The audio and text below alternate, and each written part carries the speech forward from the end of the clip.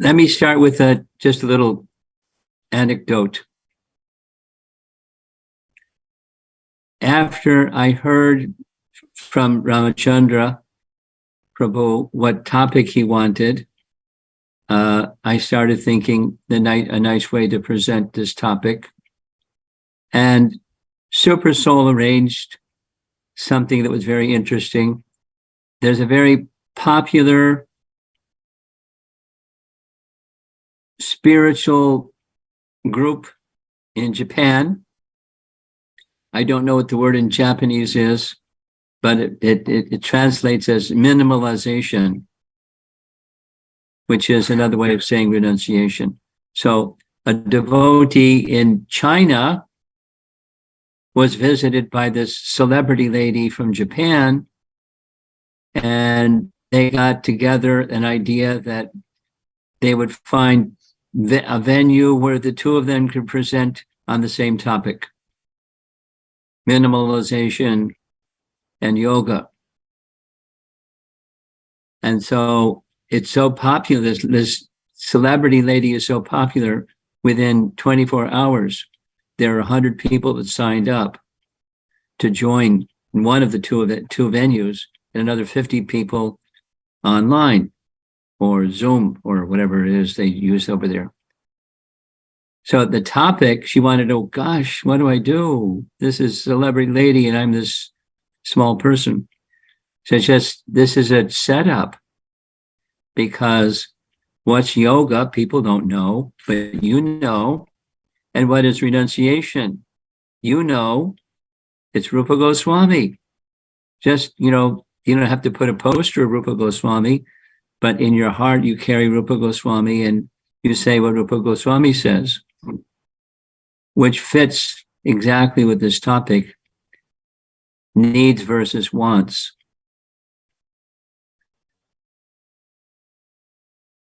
Now, there's the psychological thing that people talk about these days, but it's really nice, more than nice. It's the best way to answer a question like this is to refer to our previous acharyas and scriptural teachings and scriptural teachers. And then we have a frame of reference to understand how to address anything, like what's need and what's a want. Most of you, if not all of you, already know the answer, but I'll say it anyways because I'm being asked to speak about it. Rupa Goswami teaches on this topic. It has two parts. The first part starts, it's from Bhakti Rasamrita Sindhu.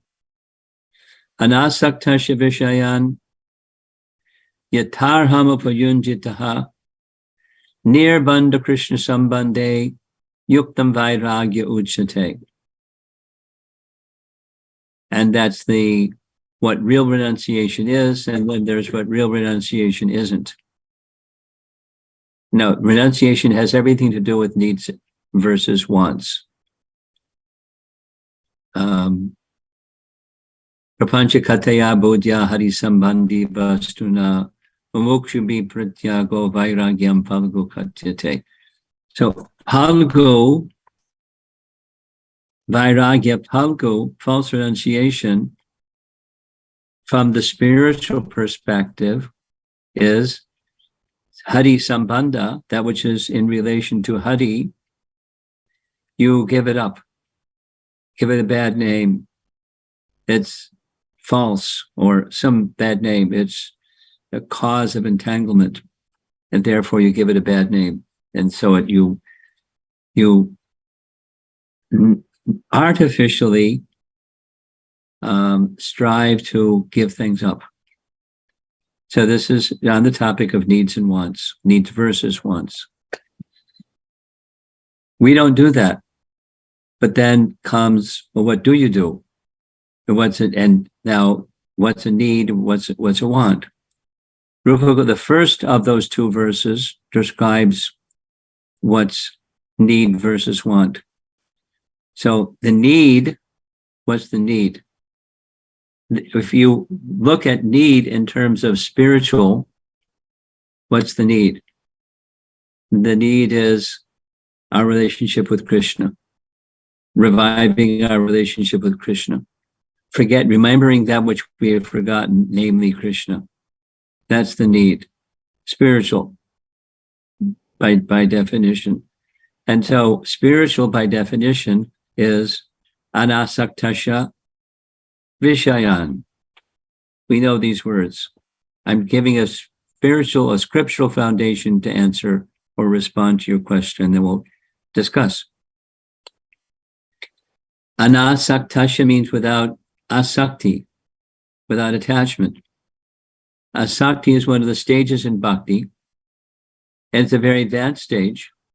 It's just prior to spontaneous devotion to Krishna is one is attached to him. Asakti.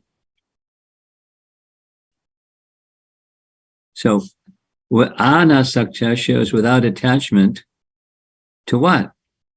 Vishaya. Vishaya, we know, is in Bhagavad Gita. Vishaya means sense enjoyment. Vishaya vinivartante niraharasya dehinam. Vishaya means sense enjoyment. So without attachment to sense enjoyment. Now that's spiritual life. Now we're going to get to needs versus wants. But first we need a definition. The definition of what bhakti is. And what proper renunciation and what false renunciation is. What's a need versus a want. So, operative in that definition is the next word. Anasaktasya vishayan yatarham. In the word-for-word translation, yatarham is very fuzzy. And this is where it gets into needs versus wants. Yatarham means according to suitability. So what's suitable for one person may not be suitable for another person. Let's say Ambarish Maharaj, not Ambarish Prabhu, Ambarish Maharaj. He had unlimited wealth. Yudhisthira Maharaj, unlimited wealth.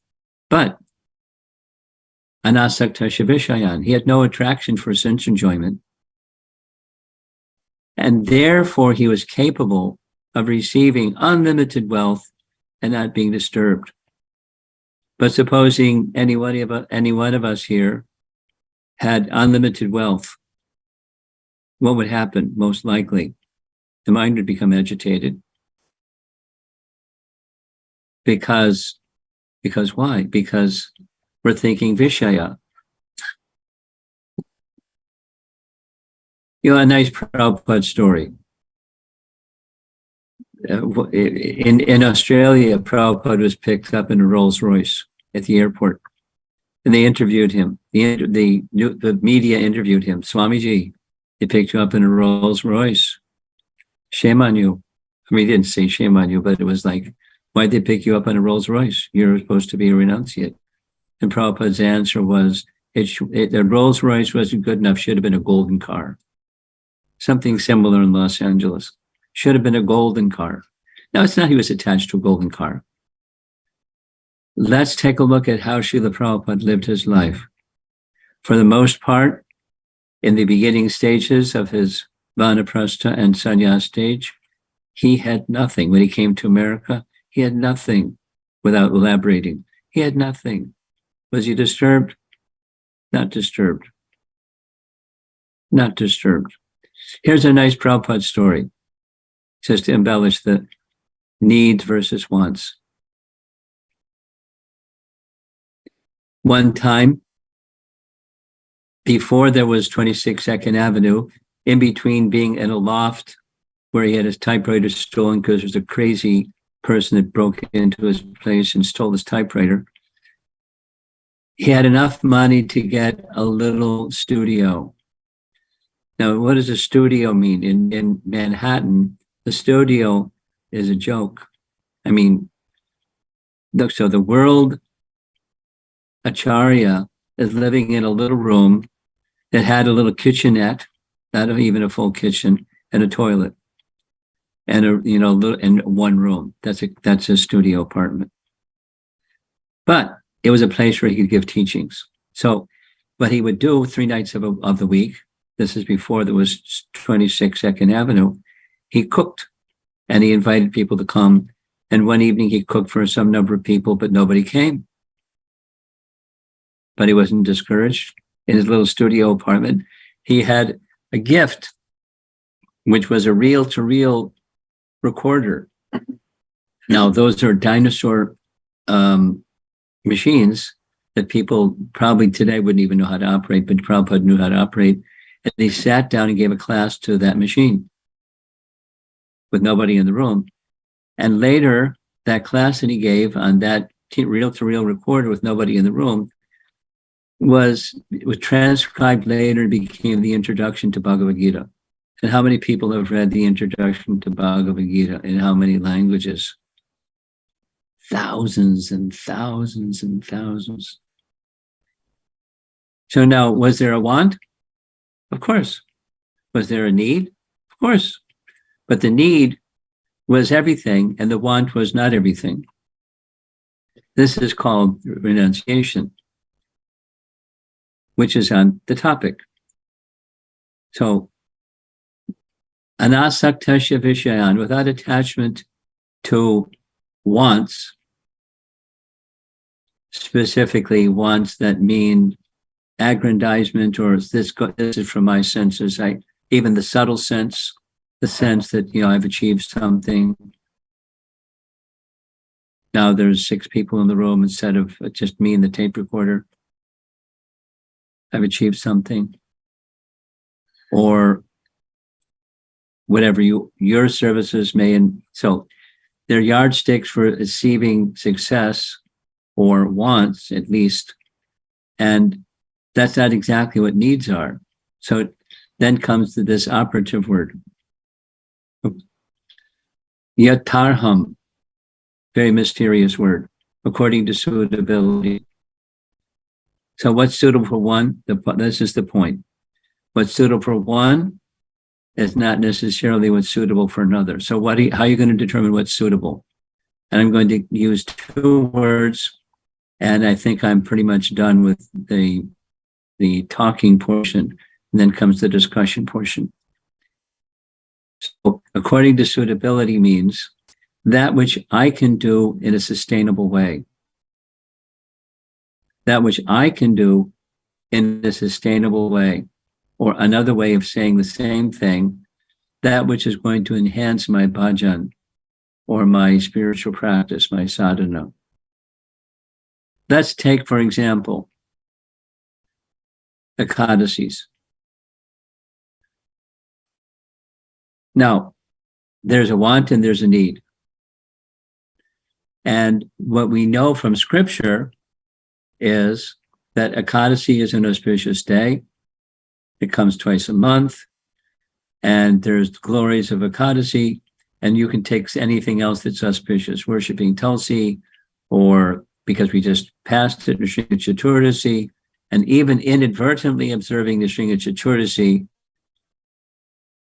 that was great benefit to Prahlad. From his previous life, he became Prahlad, according to Nrsinga Purana. So let's go back. Ekadasi comes twice a month. And on Ekadasi, it's recommended 2 things. Increase in one side, decrease in the other side. Beside the minimal, no beans and grains. So supposing I'm a nice devotee and I have a need and I have a want. I want to make spiritual advancement. I need to make spiritual advancement, but I also have to eat something because I'm not a yogi. So what should I do? There was a period of time in ISKCON where devotees on Ekadasi, widely, it became a practice that devotees would observe Nirjala Ekadasi, every Ekadasi. And some people couldn't do it. So that, that was it's not part of their, it's not sustainable for some persons to observe Nirjala Ekadasi, every Ekadasi. But there was a lot of people doing it. So there's a lot of encouragement to do it because a lot of people doing it. All the other kids in the block were doing it. So I should do it too. I remember one devotee named Padasevana. He tried to do it and he couldn't. So he just snuck into the walk-in refrigerator, offered everything in the walk-in refrigerator, and then gorged himself and passed out in the walk-in refrigerator. Wasn't suitable for him. Nirjala Ekadasi wasn't suitable for him. But for some people it would be suitable. So that was just, the word is then sustainable. So for you, me, every one of us, on the one hand, increase on the spiritual side, decrease on the material side, take Ekadasi as a target. And what's suitable for you is what you can sustain. And what is going to enhance your bhajan, not give you more, credit points in your peer group. Oh, you do a Nirjala Ekadasi. So the obstacle for needs and wants being a one-to-one match is false ego. False ego drives everything. I'm spending some time, for your information, I'm spending some time attempting to make a presentation on Sri Brahma Samhita that's readable, in case you don't have, a super Bhaktisiddhanta dictionary by your side. And you want to know what is in Sri Brahma Samhita. It's a very, very wonderful literature, but it's hard to discern his words. So in text 16 of Sri Brahma Samhita, there's a description that follows Shambhu as the glance of Mahavishnu, and the other thing that he does is Lord Shiva, pervades the entire universe by being in charge of false ego, and all living entities that enter into this material creation become covered with false ego. So the false ego is directly the wants. There can be spiritual material, but when it's driven by false ego, you don't have the first part, the anasakta shavishayan, nor do you have the yatarham, the sustainability or suitability. It's driven by false ego and a bodily conception. Stepping back, needs, if there's a spiritual definition, and one might also offer material definition. Needs, a spiritual need is to reconnect with Krishna. Material need is that which can sustain on a day-to-day, over a long period of time basis. That's a need. And we're always trying, in spiritual life, we're trying to decrease needs, but to do so in a sustainable way. Decrease needs in a sustainable way. And decrease material needs in order to maximize spiritual needs. And progress in spiritual life means to do both of these. Decrease the material needs incrementally, sustainably over a long period of time, and decrease the material ones, increase the spiritual ones. Now, wants depends on the material or spiritual definition of wants. I'm a devotee. I'm trying to be a devotee, and I want to make my connection with Krishna the goal of my life. And in a neophyte stage, I'm sometimes wanting that more than other times. So I'm unsteady in my bhakti because wants are vacillating. spiritual wants and material wants are vacillating. Sometimes the grosser material wants, sometimes the subtler material wants, but they're vacillating. And so wants is not where our attention should go. Our attention should go preferably using just the simple definition, what our needs are. What our needs are. And according to your yatarham, upayunjitaha. Upayunjitaha means engaged. Engaged in what? Engaged in devotional service. And disengaged from, because the preliminary part is without affinity for material sense enjoyment. Anasaktasya vishayan. Yatarham, according to suitability, upayunjitaha. I engage myself in my bhajan or my sadhana or my devotional practices in life, material and spiritual, and according to what's suitable for me, that's what I do. And I'm looking at the want, but more importantly, I'm looking at the need. I have certain physical, emotional needs, and I want to see those being met. But minimizing them, reducing them in favor of increasing on the spiritual need side.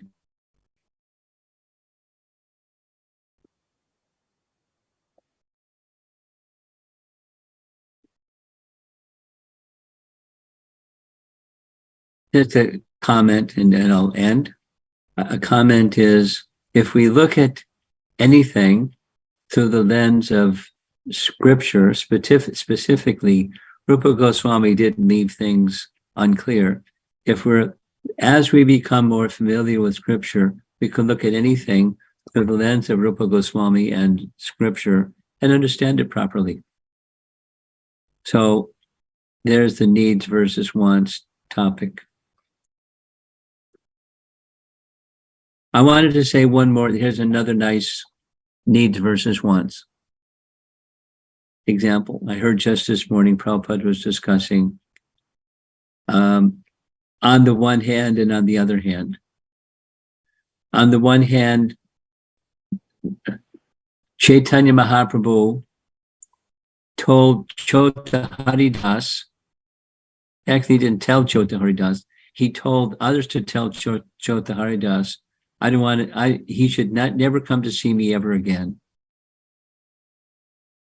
And the reason, the way that Prabhupada explained it, it's not exactly like this in Chaitanya Charitamrita, but Chota Haridas, when he went to get some rice from Sikhi Mihiti's sister, there was a young lady, and he was staring at the young lady in an enjoying mood. He didn't do anything, didn't say anything, but he became attracted. And the omniscient Mahaprabhu knew that. And so when the meal came, he asked where the rice come. Sikhi Mihiti received alms at the house of, Chota Haridas received alms at the home of Sikhi Mihiti. He said, I don't want to see Chota Haridas again. He should never come to see me ever again. And the devotees were shocked. And they came to appeal to him. And he said, you come again and I'm leaving Puri. It's like his foot was down and firm. Chota Haridas gave up his life. When that was told to Mahaprabhu, he said, good. Very heavy. But then on the other hand, Prabhupada is describing, Shivananda Sain came with the devotees to attend Rath Yatra, and with Shivananda Sain was his wife, and he saw that his wife was pregnant, said, oh, very good. This is this yatarham upayunjitaha, according to suitability, for Shivananda Sain, who is not a sannyasi, but a grahastha, that's fine. He's within the boundaries of, according to suitability, yatarham. and many other things, that the child of Shivananda Sen became a great devotee without details. But it wasn't suitable for Chotaharidas to even glance enjoyingly at a young lady as a young sannyasi. So, according to suitability, it's one more time, it's different for different individuals. What's suitable for one is not suitable for another, etc. And how to determine where that line goes? According to your psychophysical nature, according to your pledge, your vow, your vrata, your relationship with Krishna, and maintaining something in a sustainable fashion over a period of time. And then leveraging that in the direction of less on the material, more on the spiritual side. And there's always going to be, the margin is going to move, that dividing line is going to move. Even in the course of your day, or in the course of your week, or in the course of your month, or the course of your year, it's going to change, and that's allowed. But try your best to do that, to make decisions based upon what is sustainable. And the principle, minus false ego, is the activity and the object is for Krishna service.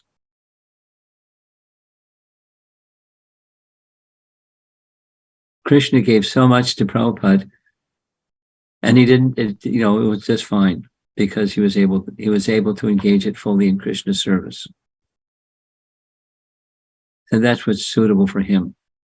And what's suitable for you and me. So the topic is needs versus wants.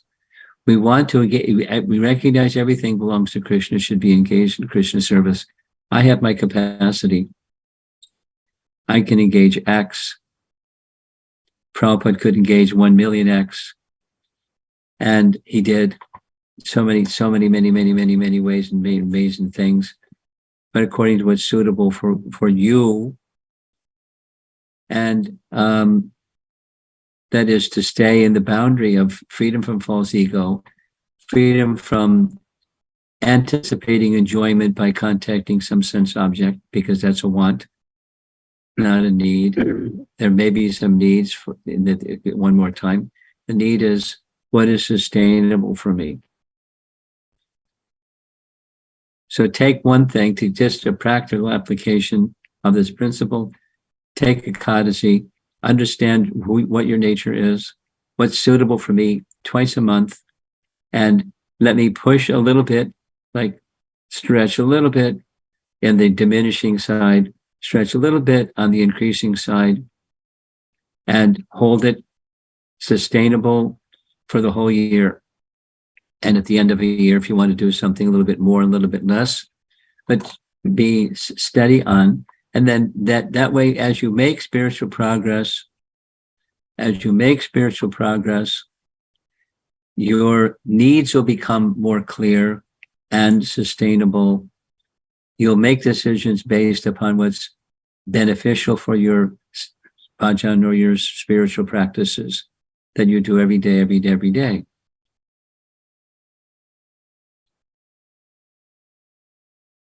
And that's a little bit on the topic of need versus wants. Let's see if there's some discussion. Quite a few people joined the call. It's nice to see so many. Hare Krishna. The devotees of you can unmute yourself or raise your hand or even text your question to me. I will read it out. Maharaj, there's one question that I want to improve my sadhana. I want to improve my Krishna conscious activities. But something holds me back. I'm not able to. I keep going backwards. Is a question. Well, backwards, you don't mean backwards. It means unstable. Anishtata bhakti, yes? Sometimes up, sometimes not up. Sometimes up, sometimes not up. Unsteady, anishtata bhakti. That's the context or the frame of the question, yes? I believe so, Maharaj. Okay. So the answer to that scripturally is in Madhurya Kandambini, and the cause and the cure. The cause is anarthas, and the cure is anartha nivritti. And as anartha nivritti becomes more conscientiously applied, that is the bhajana kriya aspects, that's why the emphasis I made in sustainable bhajana. And as bhajan becomes sustainable and not mechanical, but conscious and devotional, then anartha nivritti will take place. And as anartha nivritti takes place, then nishtha replaces anishtata. The unsteadiness is replaced with steadiness by overcoming the anarthas in the heart through sustainable, sincere bhajana kriya.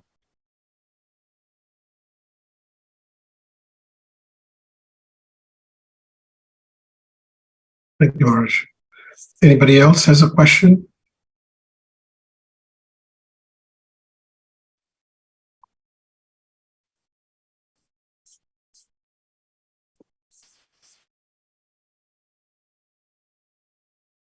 There's one question in the chat.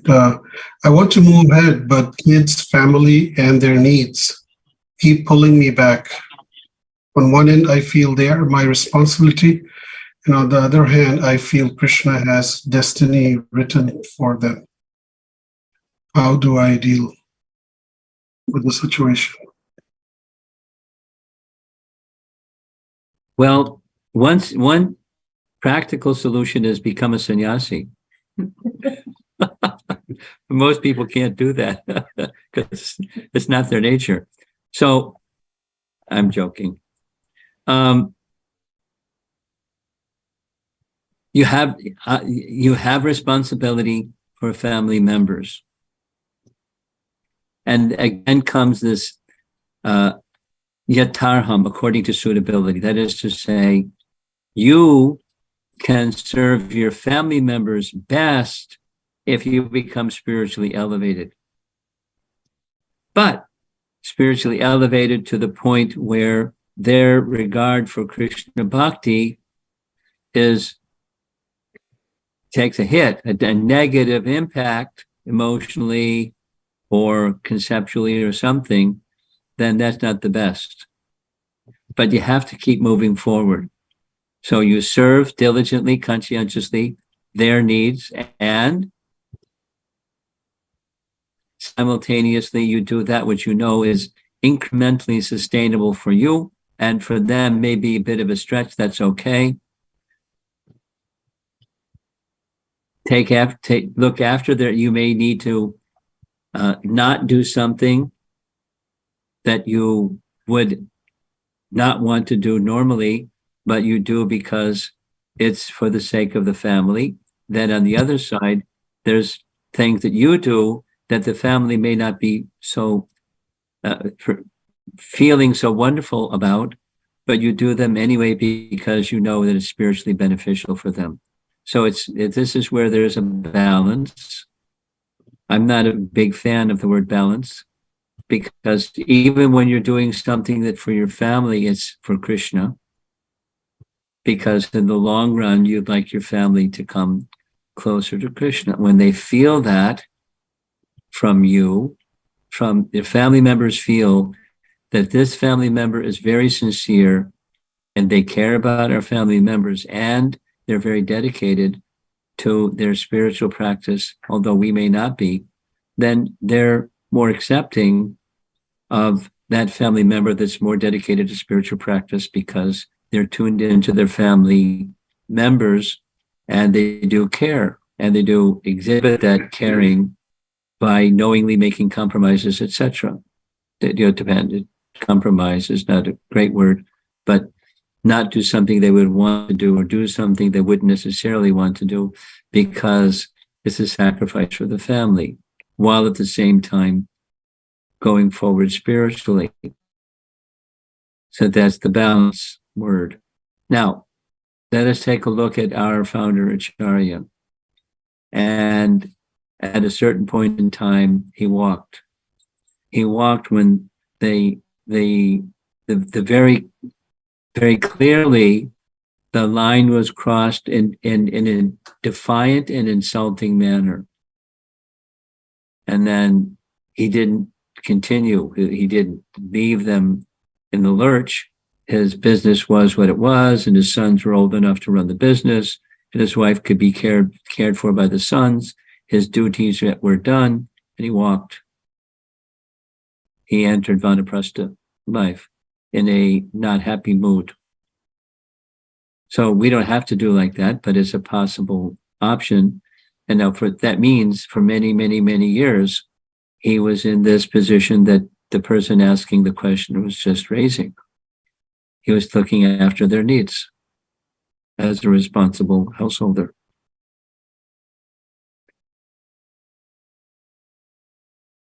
Sankari Kaur Dasi, I see your hand up. Why don't you unmute yourself? Hare Krishna Maharaj, thank you so much for giving us this clear guidelines to distinguish between needs and wants. Maharaj, my question was, as you said, that it's all about yathartham according to our suitability and sustainability.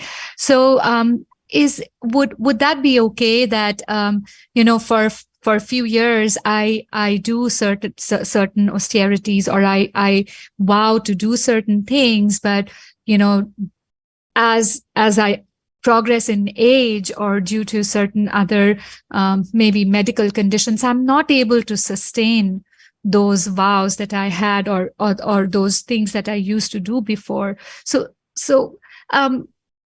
as you said, that I should be able to sustain and should do what I'm able to sustain. But sometimes from inside, more than anything else, I think we kind of,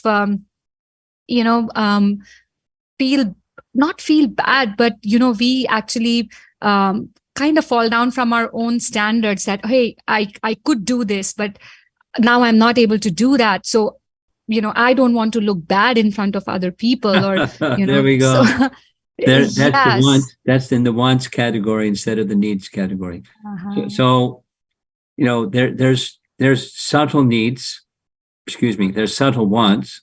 That is, I want to be perceived in a respectable manner, etc., etc. So that's false ego. I mean, back to something that I said at the beginning, towards the beginning. Text 16. Sri Brahma Samhita, it's very explicitly expressed.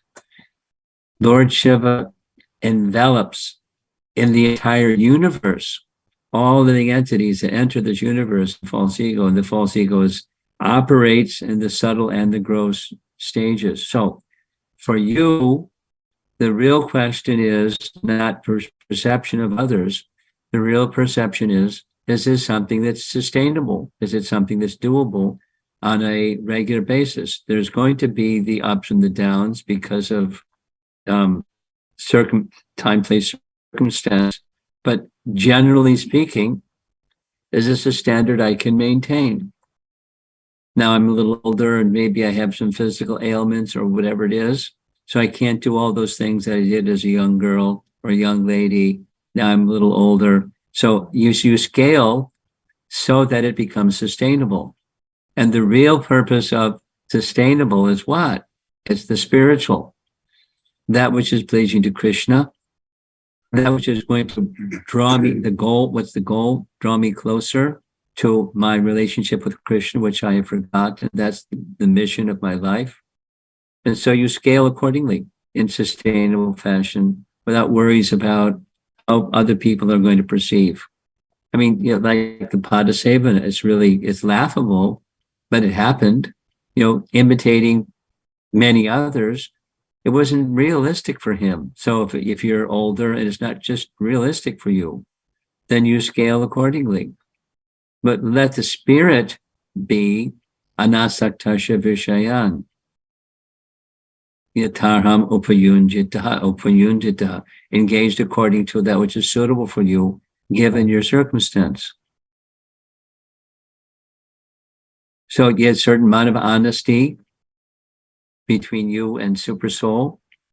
or you and those who are guiding you, because they're representatives of Super Soul, you check in with them, and they know you well, and they're, not micromanaging, they're just reflecting and advising and guiding. And then, so you're not just operating in like a leaf fluttering in the wind. You're acting under some authority and guidance, and you move forward and don't get mental about it. You according to what you can do, you do. Sure, Maharaj. Thank you so much. Thank you so much, Maharaj. Maharaj, there's a question. Is it okay to grow in your career and have ambitions, or that's against a want? Again, a want. Well, it's a want, but for some people, that's an important want. Let's say this, yatarham, according to suitability. Supposing I don't scratch that itch, but it itches. And your attention is going over there, and it itches. And your attention is going over there, and it itches. So if you're going to go there because it itches, then how do you connect? This is the dovetail word, Bhakti Siddhanta's word. You dovetail that which is meant for Krishna's service. That's how you moderate or with intelligence guide those wants. It's a want, not a need, but you guide those wants in such a way that there's purification. Because the philosophy and life both will teach you there's no satisfaction over there. But I have this urge,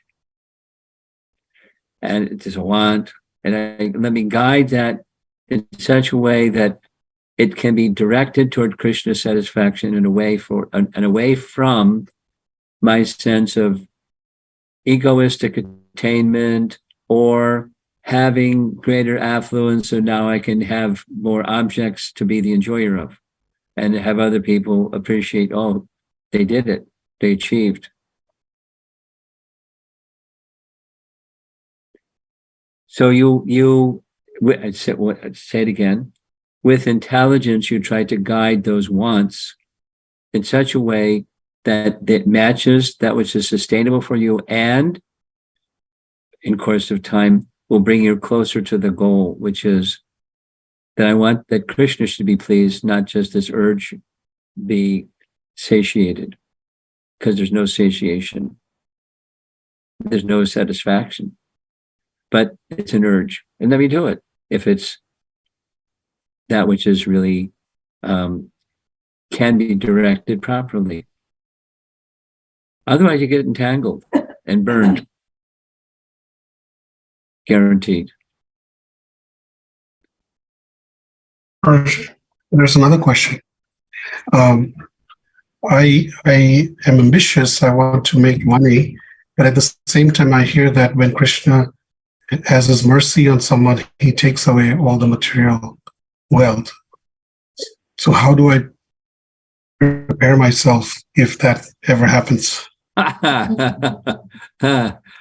Oh, may you be so fortunate that Krishna will give you his two lotus feet, because the other half of that statement that Hari takes away is Hari gives his two lotus feet. May that good fortune be yours. And how do you prepare yourself? If he so, if my dear Lord, Hari, if you so desire. And if he so desires, he may not, but if he so desires, may he give me his two lotus feet so I feel that shelter and I'm not feeling bereft. Because please understand, it's how many times has Prabhupada said it in lectures, in the end, everything is taken. All those things that you have accumulated will be taken. And you may have an idea, I'll pass them on to my descendants. those things will be taken from them too. Time is invincible. So accumulating things of this world, let it be dedicated to Krishna's service. And if Krishna so desires, please give me his two lotus feet. Let that be at the center. Let it become the center of your meditation and contemplation. Then you're in good shape. Because the inevitable is inevitable. Everything's going to be taken. Everything. Except that which is spiritual.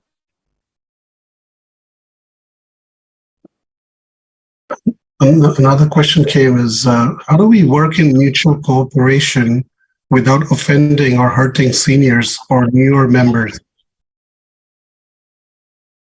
Well, this is a sociology question.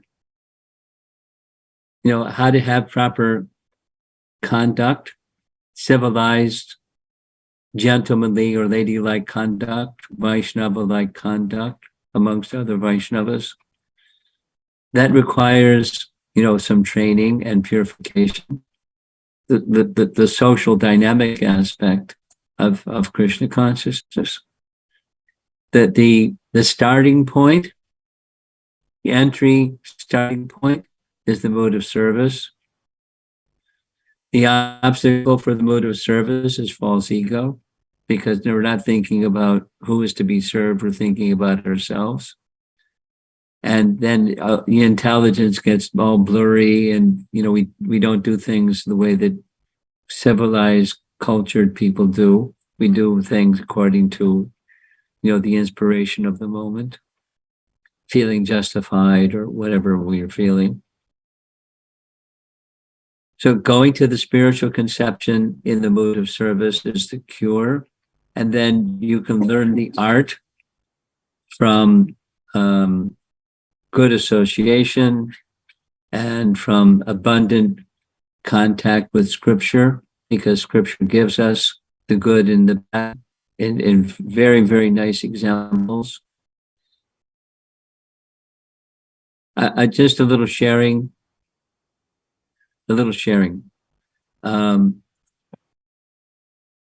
Over the Memorial Day weekend, many of you may be going to other places. I'm going to be going to Gitanagari. And the topic that all the speakers will be speaking on in Gitanagari is going to be lessons from Ramayana. And one of the lessons from Ramayana is Hanuman's leap across the ocean to reach Lanka. And the very first encounter he has is Minda, the obstacle that he meets. And it's a friendly obstacle. It's the intention of Minda to render some service without all the details. But the ocean personified requested Minda to go give him a little break, a long journey across the ocean, render some nice service. So he, Hanuman, respected the gesture of service of the sea and of Minda, but he didn't want to get delayed. And so he observed the culture of offering respect just by coming and touching the mountain and sped on. So it's a nice story, but one can learn about how to receive a gesture of kindness without getting distracted and self-indulgent in that gesture of kindness. So then the next one, so without all the whole story, the next one is also a test. And sometimes Krishna will test us when there's some obstacle, and then it's not just a friendly gesture, it's an obstacle that's testing us, and how are we going to respond? So supposing a new person or a senior person using your question, and I'm not such a refined person, I'm probably going to mess up. But if you're a refined person, you'll know how to act, starting in the mood of service. And then without dealing in a disrespectful way, dealing in a respectful way in all circumstances, appropriate to the circumstance. That takes refinement. It takes culture. It takes elevated consciousness. Until we have elevated consciousness, we're going to make mistakes. And stay in the mood of service and keep good association, have good role models in your life from scripture and in life, and you're likely to get it right more times than if you don't have those resources. And gradually become refined, cultured Vaishnav. I mean, the nature of this question is a big topic for me. I'm going to get on a soapbox and rant a little bit. My concern as we go forward in time, minus the presence of our founder Acharya, and minus the presence of persons who became very elevated through the association of our founder Acharya, my concern is that persons will not be so cultured and elevated in consciousnness, and they'll have dealings with others, the two categories you mentioned, seniors and juniors, but all across the board, relationships that are not very cultured. And what's going to happen is there's going to be conflict.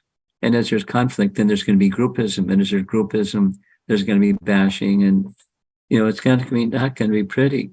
You think about it, you probably can experience it in your lives there in ISKCON Bergen. And what to do, because that's what the question is.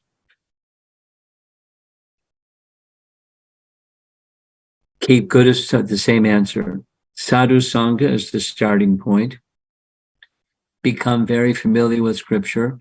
Take guidance and training. Be submissive to the guidance and training. Take feedback from persons that are wise and elderly and well-behaved, and that can help guide you in the manner of cultured, civilized conduct. Vaishnava Achar. It's not easy to come by, but that's the question, and that's a very valid concern. For me, a very big concern going into the future for the ISKCON movement and Vaishnava Sangha, so that we're respectable without the expanded protective wing of our founder Acharya, who can make everything nice. And those who were personally in his close association and similarly became cultured by his association. It's a challenge, for sure. Okay, now I'm going to get off the soapbox. Thank you very much, Maharaj. No, very